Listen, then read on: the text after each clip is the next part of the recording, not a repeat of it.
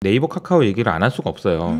그러니까 이 회사들의 시가총액이 뭐 3, 4위가 된 거는 이미 조금 된 거고 네. 이 거의 굳히기에 들어간 것 같아요. 승희님 그 혹시 코스피가 전체에서 1등이 누군지는 아시죠? 코스피 시가총액 1위 당연히 삼성전자죠. 삼성전자가 시가총액이 어느 정도 되는지 혹시 아시나요? 그 수치까지는 모르겠어요. 대충 이런 거는 좀 감으로 알아놓으시면 네. 나중에 얘기할 때 좀 도움이 되니까 네. 상식선에서 대략 한 500조 정도 된다고 보시면 돼요. 500조. 정확하게는 480조 정도 되는데 이게 이제 우리나라의 GDP가 어느 정도 되냐면 한 2,000조가 안 되거든요. 그러면 한 4분의 1 정도가 삼성전자 정도 되는구나. 그리고 그러게요. 시가총액 기준으로도 한 25% 정도는 삼성전자가 차지하고 있어요. 거의 25에서 30% 정도를 차지하고 있다. 그리고 나서 2등이 누구냐면 하이닉스예요. 하이닉스가 한 100조 언저리였는데 최근에 주가가 좀 빠져서 지금 보니까 이제 90조네요. 그 다음이 누구냐면 카카오입니다. 카카오가 75조. 75조. 네. 그리고 근데 75조인데 작년만 해도 30조, 40조였어요. 그러니까 지금 2배 가까이 올랐다. 그래서 이제 75조가 네. 된 건데, 야 이게 뭐 돈도 못 버는 애가 뭐 75조냐라고 할 수 있지만 어쨌든 그 안에는 되게 많은 이야기들이 있을 수 있다라는 네. 생각이 들고요. 그리고 이제 네이버가 오늘 좀 많이 올라서 70조 도달했습니다. 그리고 나서 그 다음이 이제 LG화학이고 60조입니다. 그리고 네. 그 밑에는 뭐 50조대, 40조대, 30조대 뭐 이렇게 오늘 이제 얘기하게 될 현대차는 50조네요. 이런 흐름들을 나타내고 있다라는 거고요. 제가 이제 네이버 카카오에 대해서는 오래전부터 이제 네이버 카카오와 같은 회사들이 주가가 더 올라갈 거고 미국을 기준으로 보면 이렇게 네이버 카카오처럼 플랫폼으로 돈을 버는 즉 무형자산으로 돈을 버는 회사들이 시가총액 상위 종목에 다 포진되어 있는데 우리는 그렇지 않다. 근데 사실 네이버와 카카오처럼 이런 회사들이 어떤 나라에 있는 경우가 드물어요. 그래서 저는 네이버 카카오의 경쟁력이나 이런 게 가치를 인정받을 거라고 생각을 했고 네. 무형자산을 말씀을 많이 드렸는데 뭐 여러 가지 말씀 많이 드릴 수 있지만 사실 무형자산을 어떻게 평가해야 되냐 이런 얘기를 좀 드리려고 하는데 네.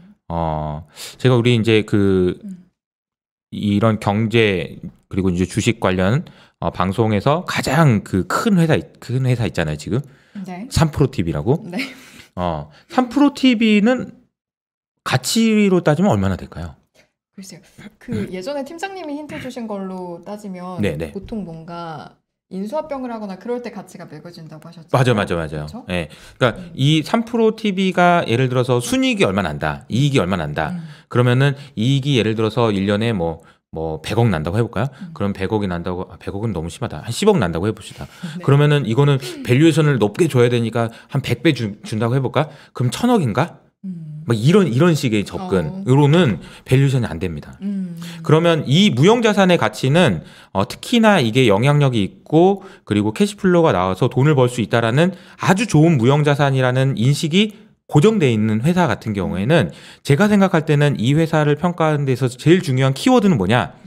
시간이요, 시간. 이거 뭔 뚱딴지 같은 소리냐 이렇게 하실 수 있는데 이런 겁니다. 3%를 작년에 만약에 많은 그 유튜브를 하려고 하는 사람들이 네. 3%와 같은 유튜브 채널을 만들고 싶다. 그럼 돈이 얼마나 드냐? 라고 할 때 그 비용. 근데 올해 만약에 만들려고 하면 얼마나 드냐? 라는 비용. 생각해보면 차이가 많이 나죠. 다시 말하면 이 회사를 대체할 수 있는 수준의 뭔가를 만들기 위해 필요한 비용. 보통은 리플레이스먼트 코스트라고 하죠. 대체 비용. 이 비용을 추정하는 것이 무형자산을 평가하는 제일 좋은 방법이에요. 또 한번 얘기 들어볼까요? 그럼 카카오톡을 얘기 들어보죠. 카카오톡 우리나라에 있는 모든 사람이 다 쓰고 있습니다. 그리고 이 카카오톡 안에 정말 많은 플랫폼들이 들어가 있어요. 근데 그 카카오톡을 2년 전에 만들려고 하면 돈이 얼마나 들었을까라고 생각해보고 그리고 지금 2년 후에 이렇게 많은 사람들이 더 카카오톡에 들어가 있고 거기에서 헤어나오지 못하고 있는 상황이 된 상황에서 카카오톡을 만들려면 어떻게 해야 될까? 돈이 얼마나 더 들까라고 생각해보면 이건 시간이에요. 시간. 더 어렵습니다. 점점 더 어려워지기 때문에 이것의 가치는 이제 무형자산의 가치는 시간 놔두면 안 좋은 무형자산 빼고 네. 돈 안 나오고 그냥 쓸데없는 무형자산 빼고 나는 잘났어 이런 무형자산 쓸데없는 무형자산 빼고 진짜 돈을 벌고 가치 있는 것이라는 것이 이미 증명된 무형자산 같은 경우에는 시간이 갈수록 오히려 감가상각이 되지 않고 가치가 올라간다라는 것이 사실은 네이버와 카카오와 같은 이런 플랫폼 회사를 투자하는 데 있어서 매우 중요한 개념이다 라는 것을 좀 말씀을 드리겠습니다. 알겠습니다. 좀 이해가 되시나요? 네. 근데 무형자산 워낙 이제 예전부터 많이 말씀을 해주시고 네. 또 그런 관점에서 바라볼 수 있는 기업들에 대해서도 여러 번 말씀을 해주셔서 저는 좀 이해가 된 것 같은데 우리 여러분도 이해되시죠? 제가 되면 아마 다 된 게 아닐까 싶습니다. 네네네. 대표줄이니까요. 네. 네이버, 카카오에 대한 얘기는 이제 좀 하나 드렸고 네. 사실 이제 어떤 분이 복장에 대한 얘기를 해주셨는데 제가 원래 옷을 갈아입고 오려고 했는데 죄송합니다. 제가 못 갈아입고 가지고 너무 이게 평소보다 더 캐주얼해진 것 같아가지고 이게 참 이게 이러면 안 되는데 좀 채통을 지켜야 되지만 어쩔 수 없습니다. 네. 좋습니다. 자 그리고 이제 FOMC 얘기 좀 해야죠. 네네. FOMC 얘기 좀 하겠습니다. 네. FOMC를 전후로 나타났던 여러 가지 현상들을 좀 우리가 이해해 볼 필요가 있겠다라는 생각이 들어서 좀 말씀을 좀 드려볼게요. FOMC 기사 뭐 내용 중에 기억 나시는 게 혹시 있으신가, 승희님? 제롬 파월이 오늘 이제 금리 인상 생각보다 물가 천천히 할 거다. 하긴 했지만 금리 인상은 걱정 안 해도 된다라고 했던 전 일단 오늘 기사가 떴고 그리고 지난주에 이제 어쨌든 FOMC 회의가 있었고 제가 그 전주 한 3주 전부터인가 이번 FOMC는 호기시예요. 이렇게 말씀드렸잖아요. 맞아요. 도비시하기 어려워졌어요. 왜냐하면 블라드 형하고 브레이너드 누나가 저한테 얘기해줬어요. 이 사람들이 네. 아니 이 사람들 정도까지 이렇게 얘기하면 이거는 이번 회의는 조금 그래요라는 얘기 기억나시죠? 네. 그 실제로 호키시했다라는 의견들이 되게 많아요. 그러니까 뭐야 얘네들 뭐 인플레 일시적이라고 하더니 인플레 좀 뭐라고 하고 그리고 뭐 호키시 해가지고 금리 곧 인상 곧은 아니지만 어쨌든 이전보다는 좀 더 빨리 인상할 것처럼 이렇게 내비치고 이런 이제 의견들이 많은데 자 근데 내용을 까보고 시장의 반응을 한번 보자고요. 그러면은 되게 재밌었던 현상이 이 화면을 한번 보여주시면 우리가 자주 보는 그런 지표 중에 장단기 금리 차라는 게 있거든요. 장기 금리와 단기 금리의 차이를 계산한 겁니다. 이게 무슨 말이냐면요. 은행을 생각하면 돼요. 은행이 예금을 받아서 대출을 해주잖아요. 예금은 단기예요. 왜냐하면 언제 다시 달라고 할 수 없지 모르잖아. 대출은 최소 1년, 2년은 빌려주는 거니까 장기로 빌려주는 거죠. 그러니까 단기 금리가 싸냐, 장기 금리가 싸냐의 이 차이는 은행이 먹는 마진이에요. 그 말은 뭐냐면 이 마진이 점점 커진다는 얘기는 비싼 금리를 내더라도 돈을 빌리려는 사람이 많다라는 얘기고 그 얘기는 결국 돈이 필요한 사람이 많다는 얘기고 경기가 좋다라는 얘기예요. 그럼 이 그림에서 이게 올라간다는 얘기는 무슨 얘기냐면 점점 경기가 좋아지고 있구나라고 생각하고 있다는 거죠. 이게 이제 5년 30년물 스프레드인데 이 시점을 보시면은 여기가 이제 작년 3월 달인데요. 이 작년 3월 달에 이렇게 많이 빠졌다가 쭉 올라오는 그림을 보실 수가 있죠. 그리고 이번에 FOMC 끝나고 나서 이렇게 급락하는 모습을 보였습니다. 이게 무슨 얘기냐면 30년물 금리는 오히려 내려오고 5년물 금리는 단기 금리는 올라가면서 이런 현상이 나타났다. 그러면 이게 어떤 시그널이냐 보면은 FOMC 끝나고 나서 사람들은 이런 생각을 한 거예요. 야 이거 경기가 안 좋아질 수도 있겠다. 그런 생각을 한 거다. 첫째, 그 말씀을 좀 드리고 두 번째는 인플레이션에 대한 기대 심리도 낮아졌어요. 그러면서 우리가 흔히 얘기하는 BEI라고 해서 이게 뭔지는 모르셔도 되고 이게 올라가면 야 인플레 온대 라는 얘기가 많아지는 거고 이게 내려가면 야 디플레 온대 이런 얘기가 나오는 거다. 근데 FOMC 끝나고 나서 이게 더 내려갔다. 이게 좀 특이한 거다. 그러니까 연준에서는 야 인플레 온다고 했는데 어떻게 된 거야? 근데 시장에서는 또 반대 현상이 나타났다.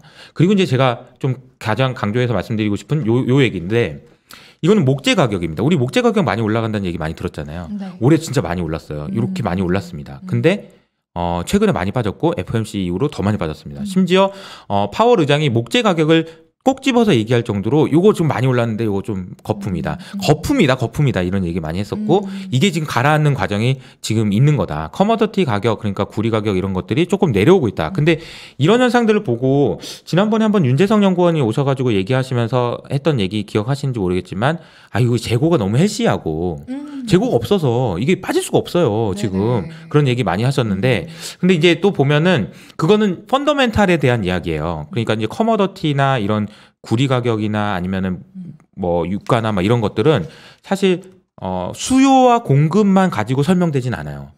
수요가 늘어날 거 경기가 좋아져서 수요가 늘어날 것 같아요. 근데 공급은 너무 타이트해요. 재고도 타이트하고 그럼 가격이 올라야 되잖아요. 근데 그 가격이 올라야 된다라는 얘기는 똑같은 얘기로 표현하면 무슨 얘기면 아니 내가 투자한 회사는 실적은 좋은데 왜 이렇게 주가가 빠져요? 라는 얘기랑 똑같아요. 펀더멘탈은 이렇게 가는데 가격은 이렇게 갔다가 이렇게 갔다가 할 수 있는 거예요. 그러니까 펀더멘탈이랑 괴리가 항상 있다는 거죠. 그러면 지금 우리가 봤던 그러니까 차후의 추정컨대 제가 지난번에도 말씀드렸던 것처럼 네. 연준에서 판단하기로는 이런 커머더티 가격들이 생각보다 거품이 끼어 있었다라고 본 것 같고 그 거품을 걷어내기 위해서 연준 의원들이 에이 호기시하게도 얘기해보고 뭔가 무섭게 얘기해보고 이런 식으로 해가지고 거품을 걷어내고 있는 과정이다라고 이게 볼 수 있다는 거죠. 그래서 지금 보면은 목재 가격을 예를 들었지만 대부분의 상품 가격들이 FOMC 이후로 많이 빠졌어요. 네. 그 빠지는 과정에서 아마 이런 투기 세력들이나 이런 것들이 좀 조정받았을 가능성이 높다. 이런 말씀을 좀 드립니다. 그러면 FOMC 회의 이후로 나타났던 여러 가지 현상들을 제가 말씀을 드렸고 네. 그 의미에 대해서 이제 종합적으로 말씀을 드리면 제가 이제 하반기 전망 뭐 얘기하면서 이제 화면 안 보여주셔도 되고요. 네.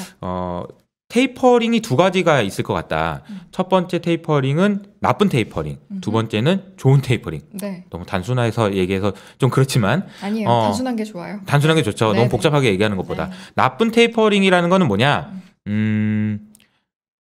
인플레이션이 연준이 잡을 수 없을 정도로 막 날뛰어가지고 오늘 이제 김진우 연구원이 얘기해 주실 미쳤다. 미국 주택 날뛰는 자동차가 미쳤다. 중고차 미쳤다.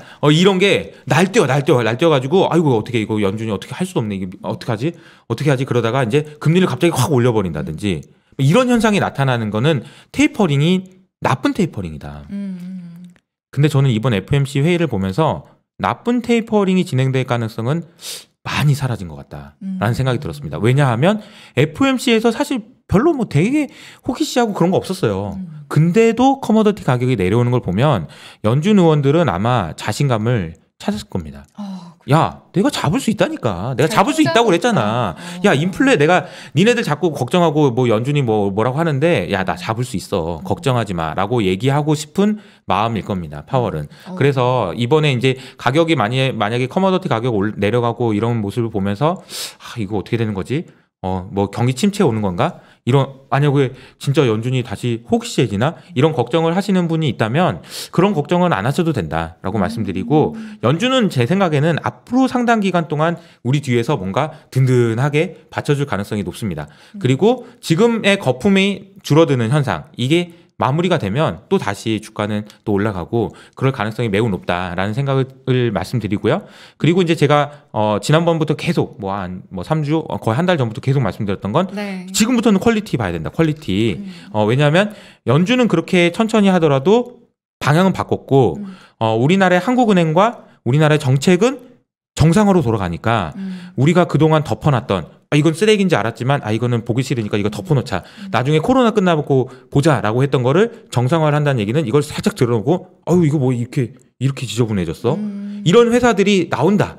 그러면 그런 걸 볼 때마다 우리는 퀄리티를 생각할 건데 네. 이 퀄리티라는 건 뭐냐면 망하기 어려운 회사들을 의미한다. 망하기 어려운 회사들이면 외부 환경에 노출이 적은 회사 그리고 네이버와 카카오 같은 퀄리티가 있는 회사예요. 그럼 퀄리티가 있다는 얘기는 이익의 변동성이 낮은 회사 그리고 외부 환경에도 상관없이 나 혼자 스스로 성장할 수 있는 회사 이런 회사들이 좋은 회사들이다. 그런 것을 좀 관심을 갖고 지켜보자 이렇게 말씀을 드리겠습니다. 네.